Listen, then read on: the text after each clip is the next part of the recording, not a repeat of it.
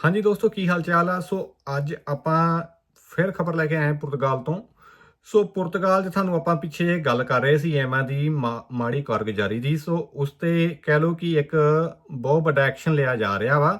ਸੋ action ਜਿਹੜਾ ਉਹ ਲਿਆ ਜਾ ਰਿਹਾ ਵਾ ਉਹ ਹੈ ਮਾਈਗ੍ਰੇਸ਼ਨ ਟੈਕਨੀਸ਼ੀਅਨ ਯੂਨੀਅਨ ਵੱਲੋਂ, ਐਸਟੀਐਮ ਵੱਲੋਂ, ਕਿਉਂਕਿ ਉਹਨਾਂ ਨੇ ਖੁਲਾਸੇ ਕੀਤੇ ਐਮਾਂ ਦੀ ਜਿਹੜੀ ਆ ਮਾੜੀ ਕਾਰਗੁਜ਼ਾਰੀ ਆ ਰਹੀ।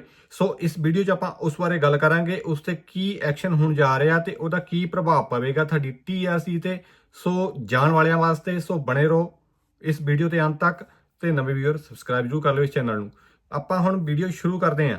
ਦੋਸਤੋ, ਐਮਾਂ ਦੀ ਮਾੜੀ ਕਾਰਗੁਜ਼ਾਰੀ ਬਾਰੇ ਸਭ ਨੂੰ ਪਤਾ ਵਾ ਕਿਵੇਂ ਉਹ ਡਿਸਕ੍ਰਿਮੀਨੇਸ਼ਨ ਕਰ ਰਹੀ ਆ। ਏਸ਼ੀਅਨ ਨੂੰ ਜਿੱਥੇ TRC ਲਈ ਰੁਲਦੇ ਫਿਰਦੇ ਆ, ਉੱਥੇ ਅਫਰੀਕਨ, ਬ੍ਰਾਜ਼ੀਲੀਅਨ ਜਿਹੜੀਆਂ ਪੁਰਤਗੀਜ਼ ਕਲੋਨੀਆਂ ਰਹਿ ਚੁੱਕੀਆਂ ਉਹਨਾਂ ਨੂੰ ਧੜਾ ਧੜ TRC ਦਿੱਤੀ ਜਾ ਰਹੀ ਆ। ਸੋ ਇਸ ਤੋਂ ਸਾਫ਼ ਨਜ਼ਰ ਆਉਂਦਾ ਕਿ ਉਹਨਾਂ ਦਾ ਇੱਕ ਮਕਸਦ ਹੈ ਕਿ ਏਸ਼ੀਆ ਨੂੰ ਕਿਸੇ ਨਾ ਕਿਸੇ ਤਰੀਕੇ ਹਿਊਮਿਲੇਟ ਕਰਕੇ, ਹਰਾਸਮੈਂਟ ਦੇ ਕੇ, ਡਿਸਕ੍ਰਿਮੀਨੇਸ਼ਨ ਕਰਕੇ ਉਹਨਾਂ ਨੂੰ ਪੁਰਤਗਾਲ ਚੋਂ ਬਾਹਰ ਕਰਦਾ ਬਣਨਾ। ਇਸ ਤੇ ਹੀ ਉਹਨਾਂ ਨੇ ਜਿਹੜੀ STM ਯੂਨੀਅਨ ਵਾ ਉਹਨਾਂ ਨੇ ਸਖਤ ਜਿਹੜਾ ਵਾ ਨਖੇਧੀ ਕਰਦੇ ਆ ਐਕਸ਼ਨ ਲੈਣ ਦੀ ਗੱਲ ਆਖੀ ਆ। ਉਹਨਾਂ ਨੇ ਕਿਹਾ ਕਿ ਜਿਵੇਂ ਸ਼ੈਫ ਜਿਹੜੀ ਸੀ ਉਹਦੇ ਦੋ ਜਿਹੜੇ ਸੀ ਕੰਮ ਕਰਦੀ ਪਈ ਸੀ, ਮਤਲਬ ਬਾਰਡਰ ਦਾ ਵੀ ਕਰਦੀ ਪਈ ਸੀ ਤੇ ਬੀਜਿਆਂ ਦਾ ਵੀ ਕਰਦੀ ਪਈ ਸੀ ਕੰਟਰੋਲ ਦਾ, ਜਦ ਕਿ ਉਹਦੇ ਤੇ ਪ੍ਰੈਸ਼ਰ ਵੀ ਸੀ 700 ਪਲੱਸ ਜਿਹੜਾ ਸੀ ਉਹਦੇ ਬੰਦੇ ਉਹਦੇ ਅੰਡਰ ਕੰਮ ਕਰਦੇ ਸੀ। ਜਿਵੇਂ ਵੀ ਕਿਵੇਂ ਉਹ ਪੈਂਡਿੰਗ ਕੇਸ ਹੁੰਦੇ ਸੀ, ਪਰ TRC ਜਾਂ ਕੋਈ ਇੱਦਾਂ ਕਿਸੇ ਨੂੰ ਹਿਊਮਿਲੇਟ, ਡਿਸਕ੍ਰਿਮੀਨੇਸ਼ਨ ਮਤਲਬ ਭੇਦਭਾਵ ਨਹੀਂ ਕਰਦੇ ਸੀ, ਨਾ ਹੀ ਕਿਸੇ ਨੂੰ ਇਹਨਾਂ ਫਰਸਟ੍ਰੇਸ਼ਨ ਜਾਂ ਇਹੋ ਜਿਹੇ ਹਾਲਾਤਾਂ ਵਿਚਾਰਦੇ ਸੀ ਕਿ ਬੰਦਾ ਟੈਕਸ ਤੇ ਟੈਕਸ ਭਰੀ ਜਾਵੇ ਤੇ ਨਾ ਹੀ ਉਹਨੂੰ TRC ਮਿਲੇ। ਫੈਮਿਲੀ ਜਿਹੜੀਆਂ ਦੀ ਇੱਥੇ ਪੁਰਤਗਾਲ ਰਹਿ ਰਹੇ ਪਿੱਛੋਂ ਮੰਗਾਉਣ ਨੂੰ ਤਰਸੇ ਪਏ, ਕਿਸੇ ਦਾ ਪਿੱਛੇ ਨਿਆਣਾ ਵਾ, ਕਿਸੇ ਦੀ ਘਰ ਵਾਲੀ ਜਾਂ ਕਿਸੇ ਦਾ ਘਰ ਵਾਲਾ ਵਾ। ਸੋ ਪੁਰਤਗਾਲ ਅਪਾਇੰਟਮੈਂਟਾਂ ਨਹੀਂ ਦੇ ਰਹੀ ਇੰਡੀਅਨ, ਪਾਕਿਸਤਾਨ, ਨੇਪਾਲੀ, ਬੰਗਲਾਦੇਸ਼ੀਆਂ ਨੂੰ ਖਾਸ ਕਰਕੇ, ਜਦ ਕਿ ਬ੍ਰਾਜ਼ੀਲੀਅਨ, ਅਫਰੀਕਨ ਨੂੰ ਕਹਿੰਦੇ ਆ ਸਿੱਧੇ ਐਂਟਰ ਕਰੋ ਤੇ ਆ ਕੇ TRC ਲੈ ਲਓ।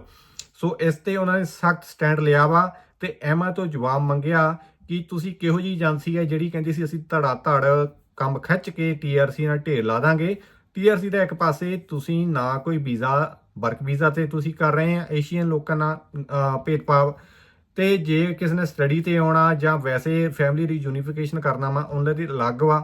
ਤੇ ਜਦੋਂ ਤੁਹਾਡੇ ਕੋਲ ਕੰਮ ਨਹੀਂ ਹੁੰਦਾ, ਖਾਸ ਕਰਕੇ TRC ਰਿਨਿਊਅਲ ਬਾਰੇ ਉਹਨਾਂ ਨੇ ਗੱਲ ਆਖੀ ਆ, ਜਿਵੇਂ ਕਿ ਐਗਜ਼ਾਮਪਲ ਦੇ ਕੇ ਕਿ ਜੋ ਤੁਹਾਨੂੰ ਖੁਦ ਤੋਂ ਹੁਣ ਕੰਮ ਸੰਭਲ ਨਹੀਂ ਰਿਹਾ, ਤੁਸੀਂ ਦੂਜੀਆਂ ਜਿਹੜੀਆਂ ਵਾ ਏਜੰਸੀਆਂ ਵਾ ਗਵਰਨਮੈਂਟ ਦੀਆਂ ਉਹਨਾਂ ਤੋਂ ਮਦਦ ਮੰਗਦੇ ਹੋ, ਉਹਨਾਂ ਤੇ ਕੰਮ ਸੈੱਟ ਦਿੰਦੇ ਹੋ। ਜਿਵੇਂ ਹੁਣ ਰਿਨਿਊਅਲ ਦਾ ਉਹਨਾਂ ਨੇ IRN ਉੱਤੇ ਸੈੱਟਤਾ।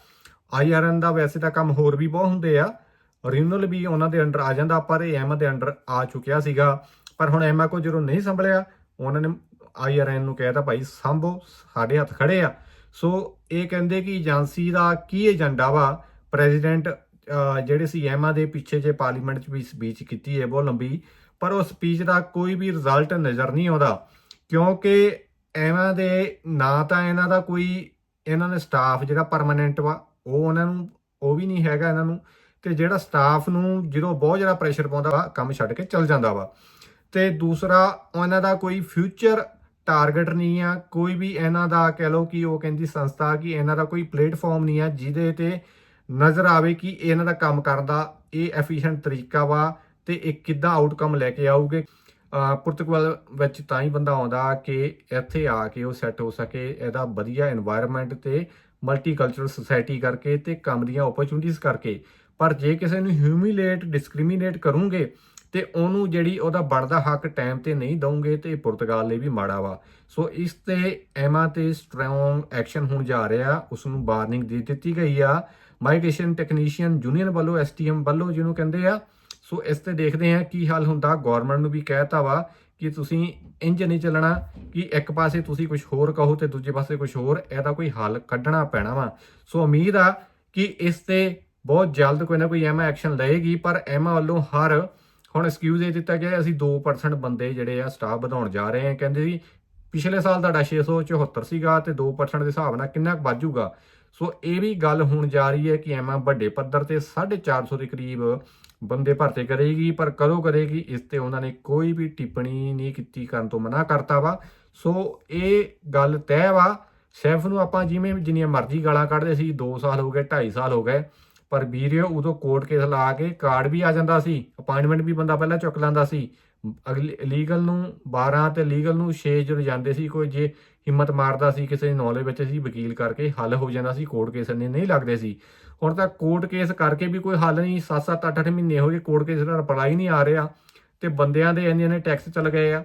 ਸੋ ਇਹ ਤੋਂ ਸਾਫ਼ ਨਜ਼ਰ ਆਉਂਦਾ ਕਿ ਆਉਣ ਵਾਲੇ ਸਮੇਂ ਵਿੱਚ ਏਸ਼ੀਅਨ ਤੇ ਟਾਰਗੇਟ ਆ ਡਿਪੋਰਟੇਸ਼ਨ ਦਾ, ਜਾਂ ਕੋਈ ਹੋਰ ਜ਼ਰੀਆ ਵਰਤ ਕੇ ਇਹਨਾਂ ਨੂੰ ਬਾਹਰ ਕੱਢ ਕੇ, ਕਾਲੇ ਪੀੜੇ ਜਿਹੜੇ ਇਹਨਾਂ ਨੂੰ ਵਧੀਆ ਲੱਗਦੇ, ਜਿਹੜੇ ਕ੍ਰਾਈਮ ਕਰਦੇ ਆ ਪੁਰਤਗਾਲ 'ਚ ਆ ਕੇ, ਤੇ ਉਹਦਾ ਲਿਵਿੰਗ ਸਟੈਂਡਰਡ ਵੀ ਇੰਨਾ ਡਾਊਨ ਕਰਤਾ ਵਾ। ਮਾਫ ਕਰਨਾ, ਕੋਈ ਕਮਿਊਨਿਟੀ ਮਾੜੀ ਨਹੀਂ ਹੁੰਦੀ, ਉਹ 'ਚ ਬੰਦੇ ਮਾੜੇ ਹੁੰਦੇ, ਚਾਹੇ ਇੰਡੀਅਨ ਆ, ਪਾਕਿਸਤਾਨੀ ਆ, ਬੰਗਲਾਦੇਸ਼ੀ, ਨੇਪਾਲੀ, ਹਰ ਤਰ੍ਹਾਂ ਦੇ ਬੰਦੇ ਹੁੰਦੇ। ਕੋਈ ਸਾਫ ਸੁਥਰਾ ਵੀ ਲਿਵਿੰਗ ਸਟੈਂਡਰਡ ਰਹਿੰਦਾ ਵਾ, ਤੇ ਕੋਈ ਮਾੜਾ ਵੀ ਰਹਿੰਦਾ ਵਾ। ਪਰ ਇਹਦਾ ਮਤਲਬ ਇਹ ਨਹੀਂ ਕਿ ਤੁਸੀਂ ਮਾਰਤੀ ਮੰਤੀਜ 'ਚ ਬੰਗਾਲੀ ਗਲੀ ਤੇ ਬੰਗਾਲੀਆਂ ਨੂੰ ਹੀ ਟਾਰਗੇਟ ਕਰਕੇ ਕਹਿ ਦਿਓ ਕਿ ਇਹਨਾਂ ਨੇ ਇੱਥੇ ਗੰਦ ਪਾਇਆ। ਉਹ ਗੱਲ ਵਾਕਿਆ ਸਹੀ ਆ ਕਿ ਜਿਹੜੀਆਂ ਉਹ ਕੱਪੜੇ ਕੁਪੜੇ ਬਾਹਰ ਪਾਉਂਦੇ, ਧੋਤੀਆਂ ਧੂਤੀਆਂ ਲਮਕਾਉਂਦੇ, ਉਹ ਮਾੜੀ ਗੱਲ ਆ। ਪਰ ਉਹ ਕੁਝ ਚੰਦ ਲੋਕ ਨੇ ਜਿਹੜੇ ਉੱਠ ਕੇ ਆਏ ਨੇ ਪਿੰਡਾਂ ਤੋਂ, ਉਹਨਾਂ ਨੂੰ ਪਤਾ ਨਹੀਂ ਆ ਕੇ ਫੋਰਨ ਕਿੱਦਾਂ ਰਹਿਣਾ ਵਾ। ਸੋ ਹਰ ਕਮਿਊਨਿਟੀ 'ਚ ਹੁੰਦੇ ਆ, ਪਰ ਜਿਹੜੇ ਤੁਸੀਂ ਕਾਲੇ ਦੇਖ ਲਓ, ਉਹ ਤਾਂ ਬੰਗਾਲੀਆਂ ਤੋਂ ਵੀ ਮਾੜੇ ਰਹਿੰਦੇ ਆ। ਫਿਰ ਉਹਨਾਂ ਦਾ ਤੁਸੀਂ ਕੀ ਕਰੋਗੇ? ਉਹ ਏਰੀਏ ਤੁਸੀਂ ਕਲੀਅਰ ਕਰਾ ਦੋਗੇ? ਤੁਸੀਂ ਉਹਨਾਂ ਨੂੰ ਬਿਲਡਿੰਗਾਂ ਦਿੱਤੀਆਂ ਵਾ, ਤੁਸੀਂ ਕਦੇ ਦੇਖਿਆ ਉਹਨਾਂ ਨੂੰ? ਜਿਹੜੀਆਂ ਉਹਨਾਂ ਨੂੰ ਬਿਲਡਿੰਗਾਂ ਦਿੱਤੀਆਂ, ਉਹਨਾਂ ਨੇ ਸਭ ਦਰਵਾਜ਼ੇ ਭੰਨਤੇ ਆ। ਮੈਨੂੰ ਯਾਦ ਹੈ ਜਦੋਂ ਡਿਲੀਵਰੀ ਦੇਣ ਜਾਈਦਾ ਸੀ ਤੇ ਕਾਲੇ ਨੂੰ ਇਹੀ ਕਹੀਦਾ ਸੀ, ਵਾਹਿਗੁਰੂ ਵਾਹਿਗੁਰੂ ਕਰਨਾ ਮਨ 'ਚ, ਕਿ ਭਾਈ ਥੱਲੇ ਹੀ ਆ ਜਾ, ਮੈਂ ਨਹੀਂ ਉੱਤੇ ਆਉਣਾ, ਨਾ ਲਾਈਟ ਜਗਣੀ, ਨਾ ਦਰਵਾਜ਼ਾ, ਨਾ ਤਾਕੀ। ਸੋ ਇਹ ਸੇਫਟੀ ਕੀ ਆ? ਕੋਈ ਸੇਫਟੀ ਨਹੀਂ। ਇਹ ਲੋਕ ਸਿਰਫ ਜਿੱਥੇ ਵੀ ਜਾਓਗੇ ਗੰਦ ਪਾਓਗੇ, ਪਰ ਤੁਹਾਨੂੰ ਚਾਹੀਦੀ ਪੁਰਤਗੀਜ਼ ਸਪੀਕਿੰਗ।